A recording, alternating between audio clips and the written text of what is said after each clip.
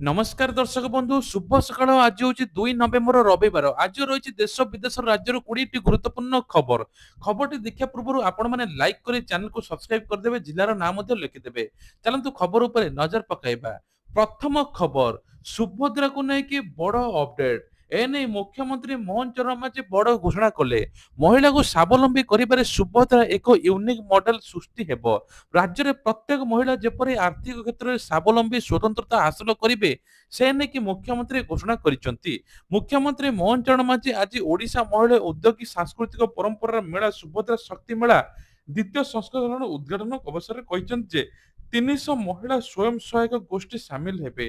ଭୁବନେଶ୍ୱର ଇଡିକୋ ପ୍ରଦର୍ଶନୀ ପଡ଼ିଆଠାରେ ଆୟୋଜିତ ଏକ ରାଜ୍ୟସ୍ତରୀୟ କାର୍ଯ୍ୟକ୍ରମରେ ଯୋଗ ଦେଇ ମୁଖ୍ୟମନ୍ତ୍ରୀ କହିଥିଲେ 2036 ସୁଦ୍ଧା ଏକ ସମୃଦ୍ଧ ଓଡ଼ିଶା ଗଠନ ହେବ। 2047 ସୁଦ୍ଧା ବିକଶିତ ଭାରତରେ ଗ୍ରୋଥ ଇଞ୍ଜିନ ହେବ ଆମର ଲକ୍ଷ୍ୟ। ଏହି ଲକ୍ଷ୍ୟ ମହିଳାମାନେ ହିଁ ଆଗରେ ରହିବେ। ଲକ୍ଷପତି ଦିଦି ମଧ୍ୟ ସାମିଲ ହେବେ।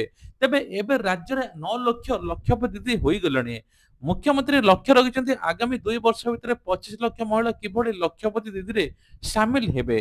ଆଉ ସୁଭଦ୍ରା ଟଙ୍କା ମଧ୍ୟ ଆସନ୍ତା 8 ତାରିଖରେ ମିଳିବା ପାଇଁ ଯାଉଛି। ଯେଉଁମାନଙ୍କୁ 60 ବର୍ଷ ହୋଇଛି ସେମାନେ ସୁଭଦ୍ରା ବାଦ ପଡ଼ିବେ, ତାଙ୍କୁ ଭତ୍ତା ଟଙ୍କାରେ ସାମିଲ କରାଯିବ। ଆଉ ଯେଉଁମାନଙ୍କୁ ଏବେ 21 ବର୍ଷ ହେଲା ସୁଭଦ୍ରା ପୋର୍ଟାଲ ଏବେ ଖୋଲା ଅଛି, ଏ ନେଇ ମୁଖ୍ୟମନ୍ତ୍ରୀ ଏବଂ ଉପମୁଖ୍ୟମନ୍ତ୍ରୀ କହିଛନ୍ତି ଯେ ଏବେ ମଧ୍ୟ ସେମାନେ ଚାହିଁଲେ ଆବେଦନ କରିପାରିବେ, ଯାହାଫଳରେ ସୁଭଦ୍ରା ଟଙ୍କା ସେମାନେ ପାଇପାରିବେ। ପରବର୍ତ୍ତୀ ଖବର ରହୁଛି ଆଜି ହେଉଛି ପଞ୍ଚୁକ। ବିଭିନ୍ନ ମନ୍ଦିରରେ ପ୍ରବଳ ଭିଡ଼। କାର୍ତ୍ତିକ ମାସ ପାଇଁ ଆଜି ରାଜ୍ୟରେ ବିଭିନ୍ନ ଶୈବପୀଠରେ ଭକ୍ତଙ୍କ ଭିଡ଼ ମଧ୍ୟ ଦେଖିବାକୁ ମିଳିଛି। ବିଶେଷ କରି କଟକର ଧବଳେଶ୍ୱର ଶୈବପୀଠ, ଭଦ୍ରକ ଜିଲ୍ଲାର ଆରଡି ଆଖଣ୍ଡଳମଣିରେ ମଧ୍ୟ ଶ୍ରଦ୍ଧାଳୁଙ୍କ ଭିଡ଼ ହୋଇଛି। ଏହାଛଡ଼ା ମନ୍ଦିରରେ ପ୍ରବଳ ଭିଡ଼ ଦେଖିବାକୁ ମିଳିଛି।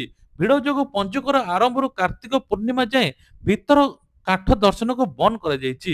ବାହାର କାଠ ନିକଟରୁ ଜଗନ୍ନାଥଙ୍କୁ ଦର୍ଶନ କରି ଫେରୁଛନ୍ତି ଶ୍ରଦ୍ଧାଳୁ। ଶୃଙ୍ଖଳିତ ଦର୍ଶନ ପାଇଁ ସିଂହଦ୍ୱାର ନିକଟରେ ଧଡ଼ା ପକାଯାଇ ପର୍ଯ୍ୟଟକଙ୍କୁ ଭକ୍ତଙ୍କୁ ଛଡ଼ାଯାଉଛି। ବ୍ୟାରିକେଡକୁ ମେରିଚି ଛକ ଯାଏ ମଧ୍ୟ ବଢ଼ାଇ ଦିଆଯାଇଛି। ହେଲେ ଭକ୍ତଙ୍କ ଗହଳି ଭିତରେ ସବୁଠାରୁ ଅଧିକ ଅସୁବିଧା ଭୋଗୁଛନ୍ତି ବୟସ୍କ ଆଉ କୁନି କୁନି ଶ୍ରଦ୍ଧାଳୁ। ପରବର୍ତ୍ତୀ ଖବର, ଦଲାଲ ହେବ ମୁକ୍ତ ତହସିଲ ଅଫିସ। ଗୋଟିଏ ଜମିକୁ ମନ ଇଚ୍ଛା ଦଲାଲ ବାରମ୍ବାର ବିକ୍ରି କରିପାରିବେ ନାହିଁ। ଲୋକଙ୍କୁ ଉନ୍ନତ ରାଜସ୍ୱ ଯୋଗାଇ ଦେବା ପାଇଁ କି ଏଥର ରାଜସ୍ୱ ମନ୍ତ୍ରୀ ସୁରେଶ ପୂଜାରୀ କହିଛନ୍ତି ଲୋକଙ୍କୁ ଉନ୍ନତ ସେବା ଯୋଗାଇ ଦିଆଯିବ। ରାଜସ୍ୱ ସେବା ହାତ ପାହାନ୍ତରେ ପହଞ୍ଚିବା ପାଇଁ ରାଜ୍ୟ ସରକାର ବଡ଼ ପଦକ୍ଷେପ ନେଉଛନ୍ତି। ସେହିପରି ସବୁକିଛି ଏଣିକି ଅନଲାଇନ ହେବ। ନଗଦ ଟଙ୍କା କାରବାର ହଟିବ ବୋଲି କହିଛନ୍ତି। ଆଜିଠାରୁ ସହଜ ହେଉଛି ଜମି ପଞ୍ଜୀକରଣ, କିଣା ବିକା। ଘରେ ବସି ଅନଲାଇନ ହେବ ସ୍ଲଟ ବୁକ୍। ଲୋକସେବା ଭବନରେ ରାଜ୍ୟରେ 44ଟି ତହସିଲଦାରରେ ନୂତନ ଉପନିବନ୍ଧନ ଏବଂ ଉଦ୍ଘାଟନ କରିଛନ୍ତି ମୁଖ୍ୟମନ୍ତ୍ରୀ ମୋହନ ଚରଣ ମାଝୀ। ପ୍ରଥମ ପର୍ଯ୍ୟାୟରେ 44ଟି ତହସିଲର ସବ୍ ରେଜିଷ୍ଟ୍ରେସନ କାର୍ଯ୍ୟାଳୟ ଆରମ୍ଭ ହୋଇଛି। ବାକି ଥିବା ଅନ୍ୟ ତହସିଲ ଗୁଡ଼ିକରେ ଆସନ୍ତା ଡିସେମ୍ବର ସୁଦ୍ଧା ଏହି ସେବା ଉପଲବ୍ଧ ହେବ। ଏହା ପୂର୍ବରୁ ଇ ରେଜିଷ୍ଟ୍ରେସନ ମୋବାଇଲ ଆପ୍ ମାଧ୍ୟମରେ ମଧ୍ୟ ଆରମ୍ଭ କରାଯାଇଛି।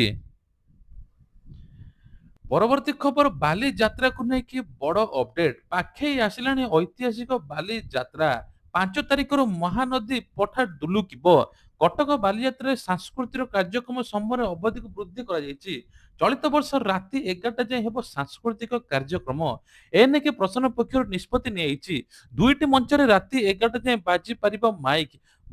ବୈଷ୍ଣବ ପାଣି, ଅକ୍ଷୟ ମହାନ୍ତିଙ୍କ ମଞ୍ଚ ପାଇଁ ନିୟମ ଲାଗୁ କରାଯାଇଛି। ପୂର୍ବ ବର୍ଷ ଭଳି ରାତି 10ଟାରେ ସାଂସ୍କୃତିକ କାର୍ଯ୍ୟକ୍ରମ ଅନୁମତି ଦିଆଯାଇଥିଲା। ହେଲେ ଗତ ବର୍ଷ ମଧ୍ୟ ଏହାକୁ କିଛି ବିବାଦ ଉଠିଥିଲା। ତେବେ ପୋଲିସ ରାତି 10ଟା ପରେ କଳାକାରକୁ ମଞ୍ଚରୁ ଓହ୍ଲାଇ ଦେଇଥିଲା। ତେବେ ଏବେ ରାତି 11ଟା ପର୍ଯ୍ୟନ୍ତ ବାଜିବ ବୋଲି କୁହାଯାଉଛି। ବିଶେଷ କରି ପୋଲିସର ବ୍ୟାପକ ବ୍ୟବସ୍ଥା ହୋଇଛି। ତା ସହିତ ମଧ୍ୟ 20ରୁ ଉର୍ଦ୍ଧ୍ୱ କାରିଗର ମଧ୍ୟ ଅଛନ୍ତି, ଯିଏକି ପ୍ରାଚୀନ କଳିଙ୍ଗର ନିର୍ମାଣ ଶୈଳୀରେ ନିର୍ମାଣ ହୋଇଛି ଏହି ବୋଇତ, ଯାହାକୁ ନିର୍ମାଣ କରିବା ପାଇଁ 1.5 ମାସ ସମୟ ମଧ୍ୟ ଲାଗିଥିଲା। ତେବେ ଐତିହାସିକ ବାଲିଯାତ୍ରା 2025 ଆସିବା ଲାଗି ବଣ୍ଟା ଚାଲିଛି ନିମନ୍ତ୍ରଣ ପତ୍ର। ପ୍ରଥମେ ମା କଟକ ଚଣ୍ଡୀକୁ ବାଲିଯାତ୍ରା ନିମନ୍ତେ ନିମନ୍ତ୍ରଣ ହୋଇଥିଲା। ମା କଟକ ଚଣ୍ଡୀ ବାଲିଯାତ୍ରା ନିମନ୍ତ୍ରଣ ପତ୍ର ପରେ ରାଜ୍ୟପାଳ ମୁଖ୍ୟମନ୍ତ୍ରୀଙ୍କୁ ଭେଟି ଜିଲ୍ଲାପାଳଙ୍କୁ ନିମନ୍ତ୍ରଣ ମଧ୍ୟ ଦେଇଛନ୍ତି। ଏହା ସହିତ ଐତିହାସିକ ବାଲିଯାତ୍ରା ପଡ଼ିଆକୁ ନୋ ଡ୍ରୋନ୍ ଜୋନ୍ ଘୋଷଣା କରାଯାଇଛି। ପରବର୍ତ୍ତୀ ଖବର, ନୂଆପଡାରେ ଏବେ ବେଲଟୁକୁରିରେ ବିଜେପି ମାରାଥନ ନିର୍ବାଚନ ପ୍ରଚାର। ପ୍ରାର୍ଥୀ ଜୟଙ୍କ ପ୍ରଚାର କଲେ ବିଜେପି ରାଷ୍ଟ୍ରୀୟ ଉପାଧ୍ୟକ୍ଷ ବୈଜୟନ୍ତ ପଣ୍ଡା। ଓଡ଼ିଶାର ବିକାଶ ଡବଲ ଇଞ୍ଜିନ ସରକାରରେ ତ୍ୱରାନ୍ୱିତ ହୋଇଛି। ନୂଆପଡାରେ ଆଜି 75,000 ମହିଳା ସୁଭଦ୍ରା ଯୋଜନାରେ ସାମିଲ ହୋଇଛନ୍ତି। ଓଡ଼ିଶାରେ 17 ଲକ୍ଷ ମହିଳା ଆଜି ଲକ୍ଷପତି ଦିବା ଆଗକୁ ବଢ଼ିବେ ବୋଲି କୁହାଯାଇଛି। ସ୍ୱର୍ଗତ ରାଜେନ୍ଦ୍ର ଢୋଲକିଆଙ୍କ ଘନିଷ୍ଠ ବନ୍ଧୁ ଥିଲେ ଏବଂ ସାନ ଭାଇ ପ୍ରାର୍ଥୀ ହୋଇଛନ୍ତି। ହିମାଚଳ କର୍ଣ୍ଣାଟକର କଂଗ୍ରେସ ମିଥ୍ୟା ପ୍ରତିଶ୍ରୁତି ଦେଇ ନିର୍ବାଚନ ଜିତିଛି। ମାତ୍ର ମୋଦିଙ୍କ ଗ୍ୟାରେଣ୍ଟି ମାନେ ଗ୍ୟାରେଣ୍ଟିର ବୋଲି କହିଛନ୍ତି ବୈଜୟନ୍ତ ପଣ୍ଡା। 3 ତାରିଖରେ 4 ଜିଲ୍ଲାରେ ସରକାରୀ ଛୁଟି। ଆସନ୍ତା 3 ତାରିଖରେ ଦକ୍ଷିଣ ଓଡ଼ିଶାର 4 ଜିଲ୍ଲାରେ ସରକାରୀ ଛୁଟି ଘୋଷଣା କରିଛନ୍ତି ରାଜ୍ୟ ସରକାର। ତେବେ କାର୍ତ୍ତିକ ମାସ ଶେଷ ସୋମବାର ପାଇଁ ସ୍ଥାନୀୟ ଛୁଟି ଘୋଷଣା କରାଯାଇଛି ଆରଡିସି କରିଛନ୍ତି। ଏସବୁ ଜିଲ୍ଲାରେ ଗଞ୍ଜାମ, ଗଜପତି, ନବରଙ୍ଗପୁର, ମାଲକାନଗିରିରେ। ତେବେ କନ୍ଧମାଳ ଜିଲ୍ଲାରେ ବାଲିଗୁଡ଼ା ଉପଖଣ୍ଡରେ ମଧ୍ୟ ସରକାରୀ ଛୁଟି ଘୋଷଣା ହୋଇଛି। କାର୍ତ୍ତିକ ମାସର ଶେଷ ସୋମବାର ପାଇଁ ସ୍ଥାନୀୟ ଛୁଟି ଘୋଷଣା କରିଛି ଆରଡିସି। ପରବର୍ତ୍ତୀ ଖବର, ଭୁବନେଶ୍ୱରରେ ଉଦ୍ଘାଟିତ ହେଲା 12 ଦିନିଆ ସୁଭଦ୍ରା ଶକ୍ତି ମେଳା। ଏପଟେ ମଧ୍ୟ ଏସଏଚଜି ମହିଳାକୁ 10 ଲକ୍ଷ ଟଙ୍କା ଋଣ ଦେବେ ମୁଖ୍ୟମନ୍ତ୍ରୀ କହିଛନ୍ତି। ସେ ପୁଣି ବି ବିନା ସୁଧରେ। ମହିଳାମାନେ ଲକ୍ଷପତି ଦିଦିରେ କିଭଳି ସାମିଲ ହେବେ ସେ ନେଇକି ମୁଖ୍ୟମନ୍ତ୍ରୀ ଚିନ୍ତା କରିଛନ୍ତି। ତେବେ ଓଡ଼ିଶାକୁ କିଭଳି ଅଗ୍ରଗତି କରିବା, ନିଯୁକ୍ତି ମେଳା ସୃଷ୍ଟି କରିବା, ବିଭିନ୍ନ ପ୍ରକାର ପ୍ରକଳ୍ପ ହେବା ଏ ନେଇକି ମଧ୍ୟ ମେଳାରେ ମଧ୍ୟ ପ୍ରକାଶିତ ହୋଇଛି। ତେବେ 12 ଦିନିଆ ସୁଭଦ୍ରା ଶକ୍ତି ମେଳାରେ ଓ ବିଭିନ୍ନ ପ୍ରକାର 300 ସ୍ୱୟଂ ସହାୟକ ଗୋଷ୍ଠୀ ମହିଳା ଆସିବେ। ଯାହା ଫଳରେ ତାଙ୍କର ଯାହା ବି ଅଛି ସବୁ କିଛି ସୁଭଦ୍ରା ଶକ୍ତି ମେଳାରେ ପ୍ରଦର୍ଶନ ମଧ୍ୟ କରିବେ। ଏହାର ଲକ୍ଷ୍ୟ ପୂରଣ ହେବ। ଆମର ଲକ୍ଷ ଲକ୍ଷ ସୁଭଦ୍ରା ମାଙ୍କର ଶକ୍ତି ଜାଗରଣ ଆସିବ। ସେମାନେ ସଶକ୍ତ ହେବେ। ବିକାଶର ପ୍ରତ୍ୟେକ କ୍ଷେତ୍ରରେ ସେମାନଙ୍କ ମୂଲ୍ୟବାନ ଯୋଗ ରହିବ ବୋଲି ମୁଖ୍ୟମନ୍ତ୍ରୀ ମୋହନ ଚରଣ ମାଝୀ ଆଜି ଘୋଷଣା କରିଛନ୍ତି। ପରବର୍ତ୍ତୀ ଖବର, ତେବେ ଅଙ୍ଗଦାନ କରିକି ଚର୍ଚ୍ଚାରେ। ଗଜପତି ଜିଲ୍ଲାର ମୋହନା ବ୍ଲକରେ ଅଙ୍ଗଦାନ କରି ଜଣେ ମହିଳା ଚର୍ଚ୍ଚାରେ ଆସିଛନ୍ତି। ତେବେ କୁହାଯାଉଛି ବିଶେଷ କରି ତାଙ୍କ ସମ୍ପର୍କୀୟଙ୍କ ସହିତ ବାଇକରେ ଯାଉଥିବା ବେଳେ ହଠାତ୍ ଦୁର୍ଘଟଣାରେ ଗୁରୁତର ହୋଇଥିଲେ। ପ୍ରଥମେ ତାକୁ ଛେଳିଗଡ଼ ଚନ୍ଦ୍ରଗିରି ଡାକ୍ତରଖାନା ଚିକିତ୍ସା କରାଯାଇଥିଲା। ଅବସ୍ଥା ସୁଧାର ନ ଆସିବାରୁ ବ୍ରହ୍ମପୁର ମେଡିକାଲ ପରେ ଭୁବନେଶ୍ୱର ଏମ୍ସକୁ ସ୍ଥାନାନ୍ତରିତ କରାଯାଇଥିଲା। ସେଠାରେ ମଧ୍ୟ ଡାକ୍ତର ଅବହେଳା କରି ଡାକ୍ତର ଅବଳାଙ୍କର ମଧ୍ୟ ବ୍ରେନ୍ ଡେଡ୍ ଘୋଷଣା କରିଥିଲେ। ତେବେ ପରିବାର ଲୋକେ ମଧ୍ୟ ତାଙ୍କୁ ଉତ୍କଳ ହସ୍ପିଟାଲ ନେଇଥିଲେ। ଅବଳା ଖୁବ୍ କମ୍ ଦିନ ପାଇଁ ବଞ୍ଚିବ ବୋଲି ସେପଟେ ଉତ୍କଳ ହସ୍ପିଟାଲର ଡାକ୍ତର ମଧ୍ୟ କହିଥିଲେ। ଏହା ଜାଣି ଅବଳା ନିଜ ଅଙ୍ଗ ଦାନ କରିବା ପାଇଁ ମଧ୍ୟ ଆଗ୍ରହ ପ୍ରକାଶ କଲେ। ଡାକ୍ତରଙ୍କୁ ଏନେଇ ଜଣାଇବା ପରେ ସମସ୍ତ ବ୍ୟବସ୍ଥା ପରେ ଅବଳାଙ୍କର କିଡନୀ ଫୁସଫୁସ ଦାନ ମଧ୍ୟ କରିଥିଲେ। ଶନିବାର ଦିନ ଅବଳାଙ୍କ ମୃତଦେହ ଗାଁକୁ ଆସିବା ପରେ ପୁରା ଗାଁ ଲୋକ ସମସ୍ତେ କାନ୍ଦୁଛନ୍ତି। ପରବର୍ତ୍ତୀ ଖବର, ଏନଡିଏ 160ଟି ଆସନ ଜିତିବ। ତେବେ ବିହାର ବିଧାନସଭା ନିର୍ବାଚନରେ ଜାତୀୟ ଗଣତାନ୍ତ୍ରିକ ମେଣ୍ଟ 160ଟି ଆସନ ଜିତିବ। କାରଣ ବିହାରରେ ଲୋକମାନେ ଜଙ୍ଗଲ ରାଜକୁ ଫେରିବାକୁ ଚାହାନ୍ତି ନାହିଁ ବୋଲି କହିଛନ୍ତି ଗୃହମନ୍ତ୍ରୀ ଅମିତ ଶାହା। ଏକ ଟିଭି କାର୍ଯ୍ୟକ୍ରମରେ ଶାହା କହିଛନ୍ତି ଯେ ଅବୈଧ ଅନୁପ୍ରବେଶ କେବଳ ସୁରକ୍ଷା ପାଇଁ ବିପଦ ନୁହେଁ, ବରଂ ଗଣତାନ୍ତ୍ରିକ ଢାଞ୍ଚାକୁ ଦୁର୍ବଳ କରୁଥିବା ଏକ ପ୍ରସଙ୍ଗ। ତାଙ୍କ ବକ୍ତବ୍ୟ ବିହାରରେ ଅନୁପ୍ରବେଶ ଏବଂ ଭୋଟ ବ୍ୟାଙ୍କ ରାଜନୀତି ଉପରେ ବିତର୍କକୁ ପୁଣି ଥରେ ଉଜ୍ଜୀବିତ କରିଛି। ଅମିତ ଶାହା କହିଛନ୍ତି ଯେ ବିରୋଧୀ ଦଳ ବେଆଇନ ଅନୁପ୍ରବେଶକାରୀଙ୍କୁ ସେମାନଙ୍କର ଭୋଟ ବ୍ୟାଙ୍କ ବୋଲି ମାନିଯାଏ। ଯେତେବେଳେ ସରକାରଙ୍କ ମତ ସ୍ପଷ୍ଟ ଯେ ଅନୁପ୍ରବେଶକାରୀ ନୁହେଁ, କେବଳ ଭାରତୀୟ ନାଗରିକ ଭୋଟ ଦେବାର ଅଧିକାର ଅଛି, ସେ କହିଛନ୍ତି ଅବୈଧ ଅନୁପ୍ରବେଶକାରୀ ନାମ ଭୋଟ ତାଲିକାରୁ ହଟାଇ ଦିଆଯିବ। ତା ସହିତ ମଧ୍ୟ ସେମାନଙ୍କୁ ମଧ୍ୟ ଦେଶରୁ ବିତାଡ଼ିତ କରି ଆବଶ୍ୟକ, କାରଣ ଭାରତ ଏକ ଧର୍ମଶାଳା ନୁହେଁ, ଏମିତି ମଧ୍ୟ କହିଛନ୍ତି ଅମିତ ଶାହା। ପରବର୍ତ୍ତୀ ଖବର, ଜାତୀୟ ରାଜପଥ ନିର୍ମାଣ ପ୍ରକଳ୍ପର ସ୍ଥିତି ସମୀକ୍ଷା କଲେ ମନ୍ତ୍ରୀ ପୃଥ୍ୱୀରାଜ ହରିଚନ୍ଦନ। ରାଜ୍ୟରେ ଚାଲିଥିବା 16ଟି ଜାତୀୟ ରାଜପଥ ପ୍ରକଳ୍ପର ନିର୍ମାଣ ଅଗ୍ରଗତି ନେଇ ସ୍ଥିତି ସମୀକ୍ଷା କରିଛନ୍ତି ଆଇନପୂର୍ତ୍ତ ଅବକାରୀ ମନ୍ତ୍ରୀ ଶ୍ରୀ ପୃଥ୍ୱୀରାଜ ହରିଚନ୍ଦନ। ଆଜି ସନ୍ଧ୍ୟାରେ ମଧ୍ୟ ଲୋକସେବା ଭବନ ସ୍ଥିତ ସମ୍ମିଳନୀ କକ୍ଷରେ ବୈଠକ ହୋଇଥିଲା। ଶ୍ରୀ ହରିଚନ୍ଦନ ବିଭିନ୍ନ ଜାତୀୟ ରାଜପଥର ପ୍ରକଳ୍ପ କରିଥିଲେ, ଯାହାଫଳରେ ଟ୍ରାଫିକ ସମସ୍ୟା କମିବ, ଆଉ କୌଣସି ପ୍ରକାର ଅସୁବିଧା ହେବ ନାହିଁ। ଭୁବନେଶ୍ୱରରେ ମଧ୍ୟ ରିଙ୍ଗ ରୋଡ ହେବ ବୋଲି ବ୍ୟବସ୍ଥା ମଧ୍ୟ କରାଯାଉଛି। ପରବର୍ତ୍ତୀ ଖବର ହଉଛି, ରାଜଭବନରେ 15ଟି ରାଜ୍ୟ କେନ୍ଦ୍ର ଶାସିତ ଅଞ୍ଚଳର ପ୍ରତିଷ୍ଠା ଦିବସ ପାଳିତ ହୋଇଛି। ଭାରତ ପ୍ରକୃତ ଏକ ଶକ୍ତି, ଏହାର ଏକ ବିବିଧତା ନିହିତ ରହିଛି ବୋଲି ଡକ୍ଟର ହରିବାମ୍ବୁ କୁମ୍ଭପତି ରାଜ୍ୟପାଳ କହିଛନ୍ତି।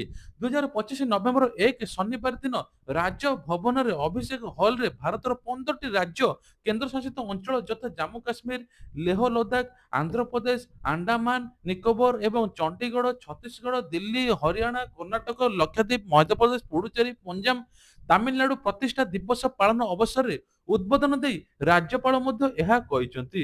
ତେବେ କହିଛନ୍ତି ଯେ ରାଜଭବନରେ ଅନ୍ୟ ରାଜ୍ୟ କେନ୍ଦ୍ରଶାସିତ ଅଞ୍ଚଳ ପ୍ରତିଷ୍ଠା ଦିବସ ପାଳନରେ ମାନ୍ୟବର ପ୍ରଧାନମନ୍ତ୍ରୀ ନରେନ୍ଦ୍ର ମୋଦୀଙ୍କ ଦୃଷ୍ଟିକୋଣ ଏକ ଭାରତ ଶ୍ରେଷ୍ଠ ଭାରତର ଆତ୍ମାକୁ ପ୍ରତିଫଳିତ କରୁଛି। ପରବର୍ତ୍ତୀ ଖବର, ଓଡ଼ିଶାର ରାଜ୍ୟ ଶିଶୁ ସୁରକ୍ଷା ଆୟୋଗ ପ୍ରତିଷ୍ଠା ଦିବସ। ତେବେ ପ୍ରଭାତୀ ପରିଡ଼ା ଗୁରୁତ୍ୱାରୋପ କରିଛନ୍ତି ଯେ ଏଥର 15ତମ ପ୍ରତିଷ୍ଠା ଦିବସ ଲୋକସଭା ଭବନ ସ୍ଥିତ କନଭେନସନ ହଲ ସେଣ୍ଟରରେ ହୋଇଥିଲା। ଏହି କାର୍ଯ୍ୟକ୍ରମରେ ପାଖାପାଖି ମୁଖ୍ୟ ଅତିଥି ଭାବେ ଯୋଗଦେଇ ଉପମୁଖ୍ୟମନ୍ତ୍ରୀ ପ୍ରଭାତୀ ପରିଡ଼ା ଶିଶୁ ସୁରକ୍ଷା ଏବଂ ଅଧିକାରୀ ସୁନିଶ୍ଚିତ କରିବା ଆମ ସମାଜର କର୍ତ୍ତବ୍ୟ ବୋଲି କହିଛନ୍ତି। ଶିଶୁ ସୁରକ୍ଷା ଏହାର ଆବଶ୍ୟକତା ପ୍ରାସଙ୍ଗିକତା ନେଇ ପ୍ରଭାତୀ ପରିଡ଼ା କହିଛନ୍ତି ଜଣେ ଶିଶୁର ବିକାଶ ପାଇଁ ସମାଜର ପ୍ରତ୍ୟେକ ସ୍ତରରେ ଆବଶ୍ୟକତା ରହିଛି। ଏଥିନିମନ୍ତେ ସରକାର ବିଭିନ୍ନ ଯୋଜନା କାର୍ଯ୍ୟକାରୀ ହେଉଛି। ଏହାର ସୁଫଳ ମଧ୍ୟ ହେଉଛି। ଶିଶୁଙ୍କ ନିକଟରେ ସମସ୍ତ ପ୍ରକାର ସରକାରୀ ସହାୟତା ପହଞ୍ଚିବା ଦରକାର। ଚଳିତ ବର୍ଷର ବିଷୟବସ୍ତୁ ବାତ୍ସଲ୍ୟ ଏବଂ ସୁରକ୍ଷିତ ଶିଶୁ ସମୃଦ୍ଧ ଓଡ଼ିଶା ଉପରେ ଆଲୋଚନା କରି ପ୍ରଭାତୀ ପରିଡ଼ା କହିଛନ୍ତି କୌଣସି ଶିଶୁର ଅଭାବ ହେବ ନାହିଁ। ସରକାର ସମସ୍ତ ମଧ୍ୟ ସରକାରୀ ସହାୟତା କରିବେ। ସେହି ଦିଗରେ ମଧ୍ୟ ଅଙ୍ଗନବାଡି କର୍ମୀଙ୍କୁ ମଧ୍ୟ ବିଭିନ୍ନ ଟ୍ରେନିଂ ଦିଆଯାଉଛି। ଶିଶୁ ସୁରକ୍ଷା ପାଇଁ ସମ୍ପୂର୍ଣ୍ଣ ଅଧିକାରୀଙ୍କୁ ମଧ୍ୟ ବୃତ୍ତିଗତ ଦକ୍ଷତା ତାଲିମ ଦିଆଯାଉଛି। ପରବର୍ତ୍ତୀ ଖବର ବିଜେଡିକୁ ସମର୍ଥନ ଜଣାଇଲା ଭୁଞ୍ଜିଆ ସମ୍ପ୍ରଦାୟ। ଆଦିବାସୀ କଲ୍ୟାଣର ନବୀନ ବାବୁଙ୍କ ଅବଦାନ ସ୍ମରଣୀୟ। ନୂଆପଡା ବିଜେଡି ଶାସନରେ ଆଦିବାସୀଙ୍କ ଉନ୍ନତି ବାସ୍ତବ ରୂପେ ଦେଖାଇଥିଲା। ଯୁଗେ ଯୁଗେ ଧରିକି ମଧ୍ୟ ଉପେକ୍ଷିତ ହୋଇଥିବା ଜନଜାତିଙ୍କୁ ସେମାନଙ୍କର ଅଧିକାର ମିଳିଥିଲା। ତେବେ ଏହାକୁ ଛୁକତିଆ ଏବଂ ଭୁଞ୍ଜିଆ ଜାତିର ଲୋକମାନେ କେବେ ଭୁଲିବେ ନାହିଁ। ଶନିବାର ଦିନ ନୂଆପଡା ବ୍ଲକର ସେଠଜ କମ୍ପାନୀ ଗ୍ରାମ ପଞ୍ଚାୟତର ଆୟୋଜିତ ଜନସଭାରେ ବିଜେଡି ପ୍ରାର୍ଥୀ ସ୍ନେହାଙ୍ଗିନୀ ଛୁରିଆକୁ ଏହି ଆସୋସିଏସନର ସ୍ୱାଗତ ଜଣାଇଥିଲେ ଭୁଞ୍ଜିଆ ଏବଂ ଭୁଞ୍ଜିଆ ସମ୍ପ୍ରଦାୟ। ତେବେ କୁହାଯାଉଛି ଯେ ଏହି ସଭାରେ ବିଜୁ ଜନତା ଦଳର ବରିଷ୍ଠ ନେତୃବୃନ୍ଦ ଯୋଗଦେଇ କହିଥିଲେ ପୂର୍ବତନ ମୁଖ୍ୟମନ୍ତ୍ରୀ ନବୀନ ପଟ୍ଟନାୟକ ନେତୃତ୍ୱରେ 24 ବର୍ଷରେ ଆଦିବାସୀଙ୍କ ପାଇଁ ଐତିହାସିକ ପ୍ରଗତି ରହିଛି। ଶିକ୍ଷା, ଜୀବିକା, ସଂସ୍କୃତି, ଶାସନ ବ୍ୟବସ୍ଥା ଓଡ଼ିଶାରେ ଏକ ନମ୍ବର ରହିଛି। ଓଡ଼ିଶା ଏକ ମଡେଲ ରାଜ୍ୟ ଭାବରେ ପ୍ରକାଶିତ ପାଇଛି। 5ଟି ବିଦ୍ୟାଳୟ ରୂପାନ୍ତରୀକରଣ ଏବଂ ଅଧୀନରେ ମଧ୍ୟ 25ରୁ ଅଧିକ ଆଦିବାସୀ ବିଦ୍ୟାଳୟରେ ପିଲାମାନଙ୍କୁ ଆଧୁନିକ ଶିକ୍ଷା ମଧ୍ୟ ମିଳୁଛି ବୋଲି କୁହାଯାଇଛି। ପରବର୍ତ୍ତୀ ଖବର ନୂଆପାଟଣା ଛକରୁ 3-4 ଚକିଆ ଗାଡି ବନ୍ଦ କଲା ପ୍ରଶାସନ। ଧବଳେଶ୍ୱରରୁ 4 କିଲୋମିଟର ଚାଲି ଯିବା ପାଇଁ ଅସନ୍ତୁଷ୍ଟ ଶ୍ରଦ୍ଧାଳୁ। ଧବଳେଶ୍ୱର ଯାତ୍ରାକୁ ପ୍ରଶାସନର ବ୍ୟାପକ ବ୍ୟବସ୍ଥା। ନୂଆପାଟଣା ଛକରୁ 3 ଚକିଆ 4 ଚକିଆ ଗାଡି ଯିବା ମନା। ନୂଆପାଟଣା ଛକରୁ ମନ୍ଦିର ପାଇଁ 4 କିଲୋମିଟର ହେବ। ଚାଲି ଚାଲି ଯିବାରେ ସମସ୍ୟା ଭୋଗୁଛନ୍ତି। ତେବେ ଚଳିତ ବର୍ଷ ବିଦ୍ୟାଧରପୁର ଧବଳେଶ୍ୱର ପାଣ୍ଠି ପଡ଼ିଆରେ ପାର୍କିଂ ବ୍ୟବସ୍ଥା କରାଯାଇଛି। ନୂଆପାଟଣା ଛକଠାରୁ ମନ୍ଦିର ପର୍ଯ୍ୟନ୍ତ ଭକ୍ତଙ୍କ ସୁବିଧା ପାଇଁ ପିଇବା ପାଣି, ବ୍ୟାଟେରୀ ଚାଳିତ ଅଟୋର କୌଣସି ବ୍ୟବସ୍ଥା ନଥିବାରୁ ଛୋଟ ପିଲା, ବୟସ୍କ ଲୋକ ମଧ୍ୟ ଅସୁବିଧାର ସମ୍ମୁଖୀନ ହେଉଛନ୍ତି।